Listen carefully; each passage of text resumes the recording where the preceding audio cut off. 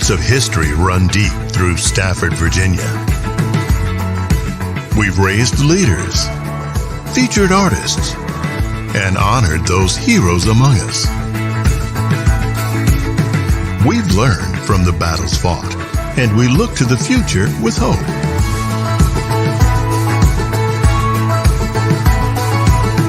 We take this time to focus on what makes us exceptional, while constantly remembering where we came from.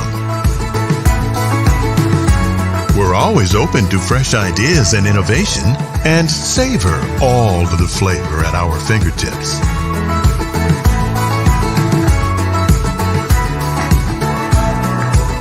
We find inspiration in our craftsmanship, and there's always a hidden gem around every corner.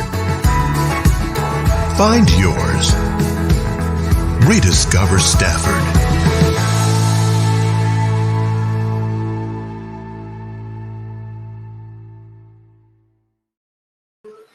Welcome, everybody. Wow, what a day. What a season. We thank you guys for just being with us all throughout. It has been an incredible season. Hopefully you guys can hear me. This is we got rain, pouring down rain right now on a tin roof, so in our location. But you guys give me a thumbs up or give me a quick comment that you guys can hear us loud and clear. I'd appreciate it. But guys, all I can say is it was an incredible championship, and what an incredible run. The Massachusetts Maulers does pick up the victory, but man, we're going to hear from both sides here in a minute.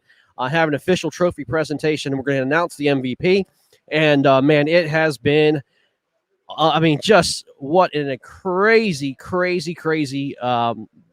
championship. They were one fish away. I'm going to ask Texas Lone Star Bandits if you would come. Guys, come on over.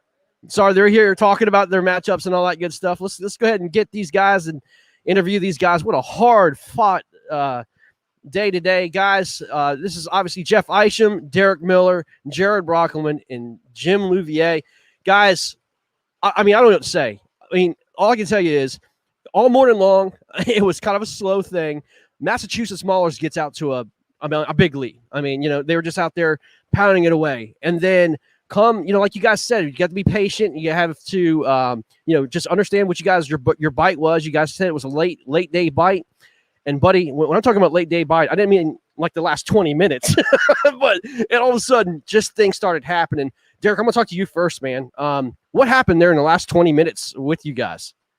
Just the last 20 minutes. I hadn't been getting a bite all day, and I fished all my areas where I previously had caught quite a few fish, and it just wasn't happening. So I turned around and went back down a point that I'd been fishing, and I just happened into a spot where I saw fish suspended over a lay down in a little clump of grass, and it just started catching. Like 6 casts, I had 3 bites and caught 2 and missed 1. So the unfortunate thing was I had run into a local yesterday, and he gave me some baby brush hogs, and that's what I was catching on. And after I used that last one, the bite stopped. They wouldn't touch nothing else. Fish were still there. I was still seeing them, but they wouldn't offer anything else I threw. And then we ran out of time. So, but it made for some excitement there at the end. For sure. Jeff, we were on with you, man, and we were going on and off. It was raining back and forth. But when you caught that 18, man, it gave a little bit of momentum to your team. That was a real good catch. Look, it just got that glass ceiling broken. Talk about that catch and what it meant to your team. I wish it would have come earlier and more often, but it felt good to finally get a bite. I was hoping it was going to turn on a little better than it did. Caught a under shortly thereafter. So it's just, one of those things where, I fished there 2 days before in practice and was a totally different bite. Was hoping it would repeat today, but it just didn't. Had a great time, enjoyed it. Congratulations to the team. They definitely deserved it. They fished well, fished better than we did. So, congratulations to them. But. Absolutely. Yeah. Jared, speaking of tough bites, my friend, man, I tell you, join the club. Did you watch my pre-practice videos, like not catching anything on different day? I'm glad you subscribed to my DVDs, man. But talk about it. I mean, you had a great practice, man, and you felt very confident, man. Just like Jim was talking about to me, if one of those fish that you had caught in practice would have been, it would have completely different outcome. Talk about what happened, man. Yeah, so in practice we had several days of practice, and we pretty much knew that we could all come out and catch 15, 16 inches, throughout the day and put up a nice bag. But we also knew that we needed better than that because they were going to come out and do the same thing most likely. And so, I just happened to get on a spot that was producing, the smaller fish were 18-inch fish, and I had several 21-inch fish and everything in between there within a few days of practice, and I wasn't beating the spot up or nothing, but just establishing a pattern. And I would even go out there mornings, not intending to fish it, just making sure the fish were still there with my electronics. So we felt like, it made sense to have a guy there going for those bigs that at least were dependable and reliable there for a little bit. And, that's fishing. It didn't work out today, but, if it were another day, it could be a different story. But hey, we lost by a fish basically. We did good. We came out, we executed a plan, and today the other team, walked away with it. But I'm okay with it. Do you think that current stopping like that really hurts your fishing, especially where you were at? It certainly could have. I think to some degree, I think it definitely affected me and Jeff. We were probably most exposed to that. And so, I think that probably certainly played a factor in that. Everything was, I could tell right off the bat that things were at least a little bit different because, the area where I was fishing, it was a ridge line around 15 feet or so. And every other morning, you would see fish busting the top out around that area. Today, there's some of that, but not much of that. And there was another area. I had several spots that and actually Jim was down away from me, and we kind of like rotated spots. And that the other area was kind of the same story where they weren't. You could just tell the activity wasn't there. But hey, we were swinging for the fences. We knew that we needed to come out and put up some big fish, and that was probably going to be our best opportunity to do it. We felt like, and it just didn't play out today. That's what happens. Now, Jim, come here, man. You all gave us about a heart attack today. We tried to get a hold of you, man. You were on and off. Obviously, your service wasn't there. And then we didn't hear from Jim all day long. And then all of a sudden, the board lights up between you and Derek. It was this ding, ding, ding, ding. You put up like a fish at 2:00 and then 2:01. And we were like, oh my God, I was messaging Jared. I'm like, is that it, man? Is that it? What's the deal? And then like no one could get a hold of you, but man, you got on late too, man. Talk about what happened. Yeah, so I started by Jared because quite honestly, we came here to win. We didn't come here to be competitive. We came here to win, right? And Jared's spot was kind of key. I quite honestly struggled scouting. I caught a bunch of fish every day, but they were mostly unders. So yesterday I went with Jared and I figured out how to catch some schoolers in his area on a swim bait with no weight on it. So I said, well, if nothing else, I can go catch a couple of fish there. So I started by him. I caught one on a drop shot by the bridge. I went where the schoolers were, but they weren't schooling. So I caught a couple of them in about 5 feet of water on a drop shot. And then they started schooling. So when they started schooling, but they weren't schooling well, but they were kind of schooling. But my bite died. I think those fish I was catching went up on the point. So finally I told Jared, I said, I got to go. We got to move. We kind of suck. So I got to go. I got to catch some fish. Makes sense. So I loaded the kayak up and I hauled it down to Sail Creek and put in at Sail Creek. And I go down there, and that's when I finally got on with you, and you couldn't hear me talking. Right. But I had like 1 bar. And so I didn't catch fish till after I got disconnected from you guys. I moved, I went to a spot, I caught 3 fish. One was 13 3/4, which was very disappointing, by the way. When you put a 13 3/4 on the board in this particular condition, although it wouldn't have made a difference in the outcome of the thing, but it still was disappointing. And the first keeper I caught, I submitted it. It sat there at 2% for like 15 minutes. So finally I got it to start over, and it would go to like 30%. Then it would back down to 15%. Then it'd go to 80%. And I've just said, It's your Texas phone, man. That's what it is. and so, but I think we worked hard today. I'm very proud of our team. Yes. Right. And I told the guys last night, I said, this is probably, as the Massachusetts Maulers is probably as good of a team as you could. Those 4 guys are probably as good as you could put together. I told them, I said, if we beat those guys tomorrow, that's probably going to be the biggest victory of our lives. We didn't beat them, but I think we ought to still be damn proud of what we did, because 100%. we gave them a run for their money. I mean, 1 fish away. That's all you can ask for. In the last 20 minutes, you guys found the fish. You guys made it exciting. I'm gonna tell you, like I was telling these guys when we first came in, the last hour we ended at 2:00. Nobody got off air and watched it all the way through 3:00 until we found out who if that last fish was coming in. I mean, kudos to you guys for making it exciting and so close and never giving up, guys. Congratulations on your season. I know you just fell 1 fish short, but I mean, that's just exciting. We had 1 loss all year. That's right. Right? We won the preseason matchup. There was an exhibition game or something Jared was talking about. We won all the regular season games. We lose 1 game of the year. You guys are the New England Patriots of the when they lost the undefeated season. So, but no, I mean, listen, everybody respects the heck out of you guys. What a great season. Congratulations, man. We can't be any happier for what you guys have done. And just, again, never giving up, man. It means a lot. And congratulations on a great season, guys. Thank you, guys. Congratulations. Absolutely. Well, guys, that is the Lone Star Bandits. Great job to them. I mean, again, what a match. What a match they put up. And, again, 1 fish shy.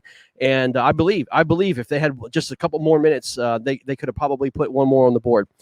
With all that further ado, my friends, let's go ahead and get the Massachusetts Maulers over here. Guys, we heard from Lone Star. We heard from Texas. You guys knew that, listen, they were undefeated. You guys, I mean, look, you guys may have been favored, but, man, I'll tell you what, that performance was absolutely outstanding. Your game plan worked to a T. We talked about it at the ramp, and, I mean, you guys were confident, but I thought it was risky, guys, for you guys to be put in the same area, the same ramp. I mean, I didn't know how that was going to work out. I knew they were going to spread out, but, man, you proved us all wrong. Matt, let's talk to you first, man. You had a heck of a day, consistent day, and, man, here you are. Yeah, it was fun. It was fun. The fish were biting.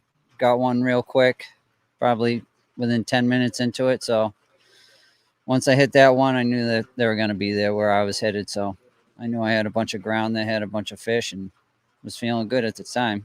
Until Jared said he was on 20s in practice. And I know we had a few 19s in practice over there and a couple 18s, but we weren't getting any 20s. So once he said that, I was like, a little panic set in, and we just needed to keep grinding and doing what we were doing and hoping it worked out. Yeah.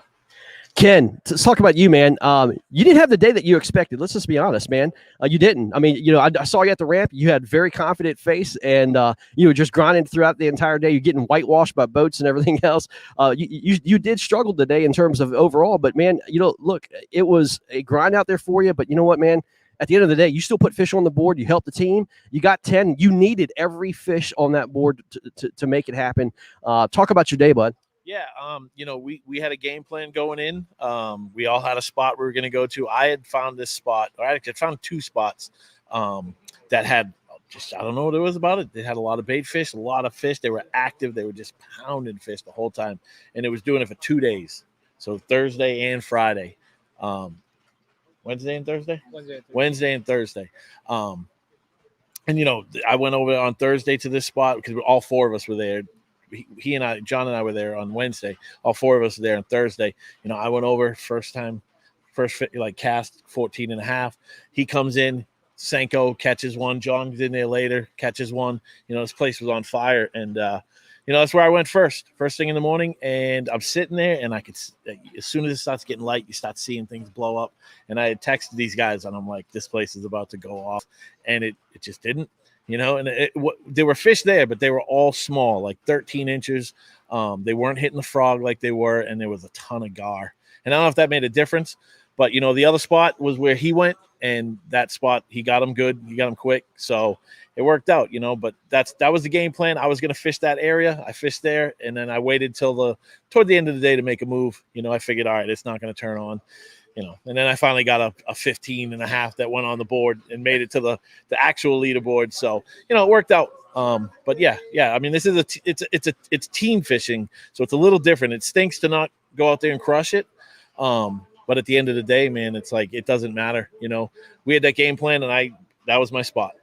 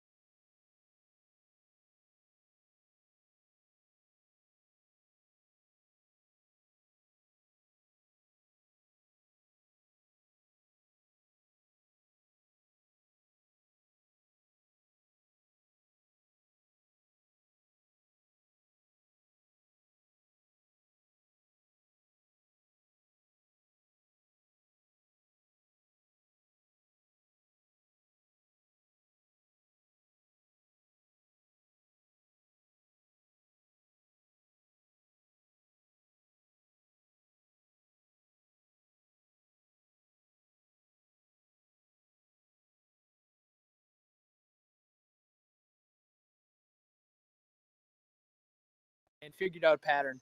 Went there this morning, fish were, right off the rip, starting like crazy. Then I started hucking around a frog, and it was just, fish fast. I got 2 or 3 right away, which, started the momentum. And next thing you know, all the other team members started catching fish. Derek was catching fish on his mounds. Conant was throwing a spook around those islands, and it all worked out. But it was really good to have way more than 10 inches. So that was the plan. So I'm sorry, guys, we lost audio there. I think one of the guys from Texas disconnected us from the audio. But no joke. John was just talking about his day. They had a game plan. It worked out. They had a little bit of an audible. John stuck with what they had to do, and they were just texting back and forth what was going on.